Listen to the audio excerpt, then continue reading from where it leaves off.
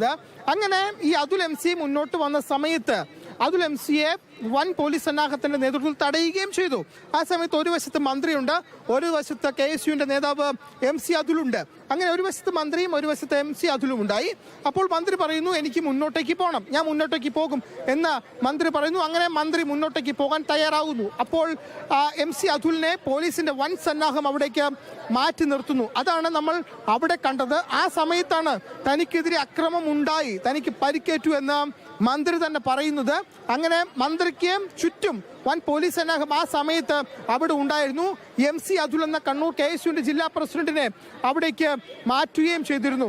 ആ സമയത്താണ് ഈ സംഭവം ഉണ്ടായി എന്ന് മന്ത്രി വീണ ജോർജ് പറയുന്നത്. തന്റെ കഴുത്ത് മന്ത്രിയെ ഇപ്പോൾ ICUവിലേക്ക് മാറ്റുന്നു എന്നാണ് ഡോക്ടർമാർ അറിയിച്ചിരുന്നത്. കഴുത്തിന് ഗുരുതരമായ പരിക്കാണുള്ളത്. കേരളത്തിന്റെ ചരിത്രത്തിൽ ഇന്ന് വരെ ഒരു വനിതാ മന്ത്രിക്ക് നേരെ ഇത്രയും നിഷ്ഠൂരമായ ഒരു ആക്രമണം നടന്നിട്ടുണ്ടാവില്ല.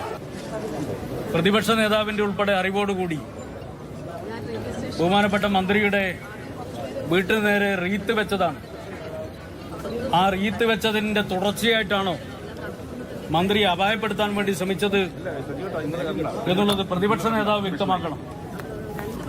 റീത്ത് വെച്ചതിന്റെ തുടർച്ചയായി മന്ത്രിയെ അപായപ്പെടുത്താനുള്ള ഒരു നീക്കമാണ് ഇവിടെ നടന്നിട്ടുള്ളത്. മന്ത്രി വീണ ജോർജ് ഇപ്പോൾ ഇന്റൻസീവ് കെയർ യൂണിറ്റിലാണ്. കഴുത്തിന് മാരകമായ പരിക്കേറ്റതിനെ തുടർന്ന് ഇന്റൻസീവ് കെയർ യൂണിറ്റിലുള്ള ആ മന്ത്രി വീണ ജോർജിനോട് കുറച്ച് പരിഗണനകൾ കാണിക്കുന്നു.